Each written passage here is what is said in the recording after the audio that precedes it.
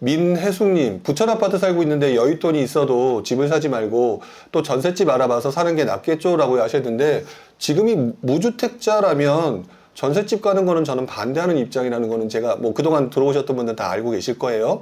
다 알고 계실 거라고 보는데, 그 부분을 생각하게 되면은, 만약 그 부분이 맞다면 전셋집 가시는 건 조금 저는 반대하는 입장입니다. 왜냐면 전셋집 갔다가 나중에 또 타이밍을 잡는 게 쉽지가 않아요. 자, 그 다음에 뒤로 또 넘어가서요. 노원 재건축 알짜는 아직도 비싸요 라고 얘기를 하셨는데, 아까 제가 그랬죠. 맞습니다. 노원 재건축 알짜는 아직도 비싸죠. 몇몇 거래가, 그리고 아까 보여드렸던 거는 경매였죠. 경매였기 때문에 그런 걸 가지고 시장의 전반적인 분위기로 가면 안 되겠죠. 자, 행복마님, 노원구는 갑자기 급등해서 지금 조정받고 있는 것 아닌가요? 라고 얘기하셨는데, 맞죠. 제가 아까 그 얘기했던 거 기억나시죠? 뭐든지 상승장에 있어서 관심도가 높고 상대적으로 싸서 관심도가 밀려 들어오게 되면 굉장히 많은 사람들이 들어와서 오버슈팅을 나오는 경우가 많다. 자, 그리고 난 다음에 떨어지는 것은 어찌 보면 당연한 현상이다. 이렇게 말씀을 좀 드릴 수가 있겠죠. 그 부분을 생각하게 되면 지금 현재 조정받고 있는 것 자체를 가지고는 저 자체로서는 그렇게 크게 걱정하고 있는 상황은 아닌 것 같다라고 말씀을 드려야 될 것 같아요. 자, 자지 말고 일어나님이라고 써주셨네요. 무주택자 내년에 결혼 준비해야 해서 주택을 고민 중입니다.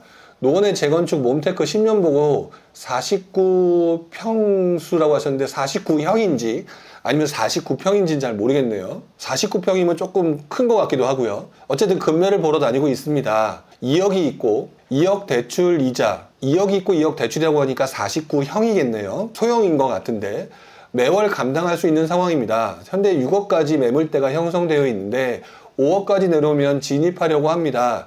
안 오더라도 무리해서 내년에는 진입하려고 합니다. 옳은 생각일까요? 라고 얘기를 하셨는데, 아까도 말씀을 드렸듯이 무주택자 분들은 지금이 급매물이 터져 나오는 시기죠. 급매물이 터져 나오는 시기라면 주변 아파트 가격, 그 다음에 내 아파트 가격을 하면서 상대적인 비교, 아마 특정 아파트만 보고 계실 가능성이 높겠지만 저는 개인적으로 특정 아파트만 보지 마시고요. 특정 아파트만 보지 마시고 그 주변에 있는 비교 대상 아파트를 같이 보셨으면 좋겠습니다. 같이 보다 보면 예를 들어서 A 아파트랑 B 아파트가 서로 그 사람들의 선호가 좋은데, 그래서 거의 평균적으로 가격대가 예를 들어서 한 7, 8억, 한 8억이라고 하죠. 한 8억 정도 하고 있는데, 유사한 그 아파트가 어떤 특정 시점에 급매로 갑자기 6억대까지 떨어졌다, 뭐 경매로 6억대까지 떨어졌다라고 한다면 사실상 이 두 아파트는 서로 경쟁하는 대체재 상품이기 때문에 가격의 움직임은 거의 비슷할 거거든요. 그럴 때 나타나는 6억대 매물들은 정말 해피한 매물이 될 수가 있겠죠. 바로 그 부분이 어느 정도의 안전마진이라고 보면 될 것 같고요. 그 이후에 떨어진 경우에 대해서는 사실상 우리는 알 수가 없으니까. 하지만 원래 사람들이 그렇게 좋아하고 그래서 형성된 가격이었기 때문에 그 가격은 언제든지 시장이 괜찮아지거나 회복되는 상황에서는 다시 회복될 가능성이 높다. 그러면 안전마진을 확보하고 들어간 사람들은 굉장히 큰 도움이 된다라고 말씀을 드려요. 그 부분을 생각하면 저는 여러분들, 특히 이제 우리 자지 말고 일어나님 같은 경우는 그 부분은 적극적으로 하시는 게 맞지 않을까라는 생각을 해봅니다. 자, 이효원님, 노원이든 분당이든 평촌이든 용적률 200짜리들 재건축은 안 되고 그냥 이슈 탈 때 판다고 생각하는 게 맞는 듯하다라고 얘기를 하는데요. 저도 그 부분에 서 동의를 해요. 기본적으로 일기신도시 같은 경우는 이번에 한번 보셨죠? 올 초에 일기신도시 특별법이라고 하는 것 때문에 테마를 타고 급등을 하는 모습을 보였죠.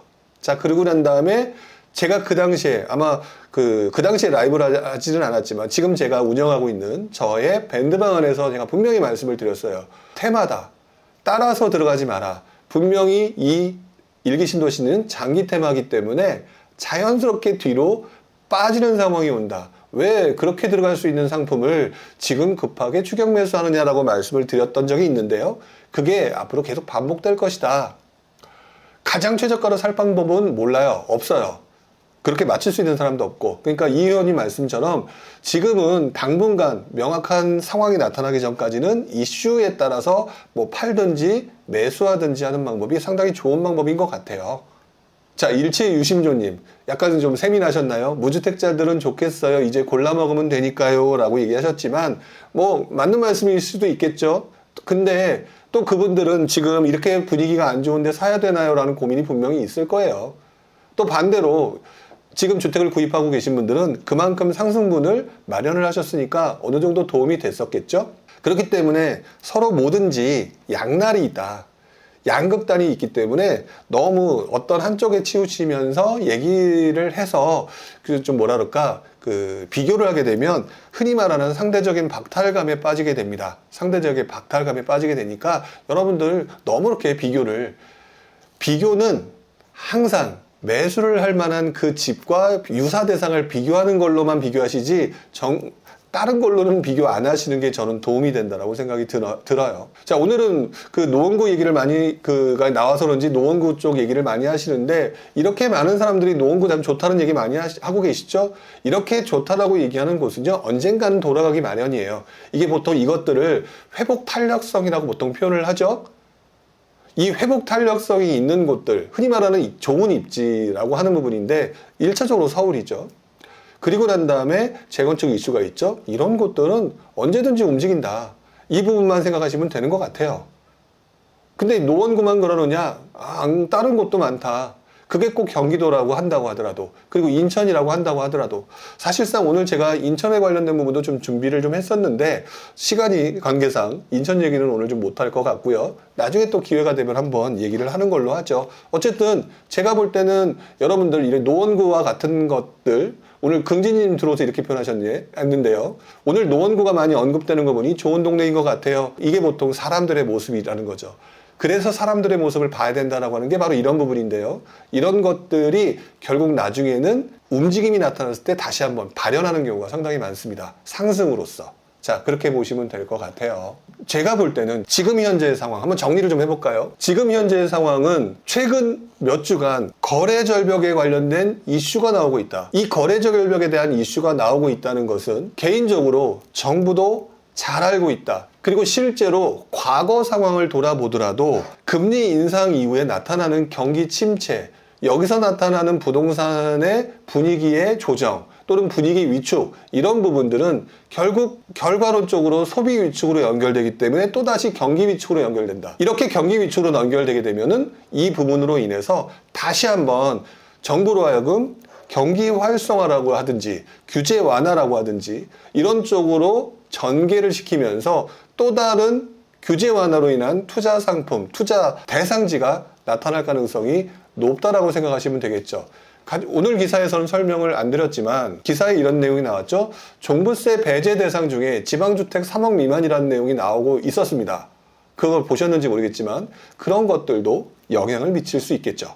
단지 지금은 심리 위축 때문에 이런 현상들이 발생했으니까요. 그런 부분이라면 또다시 누군가 투자자는 분위기의 전환에 따라서 또다시 행동을 바꿀 수 있다라고 하는 부분들을 기억하셨으면 좋겠습니다.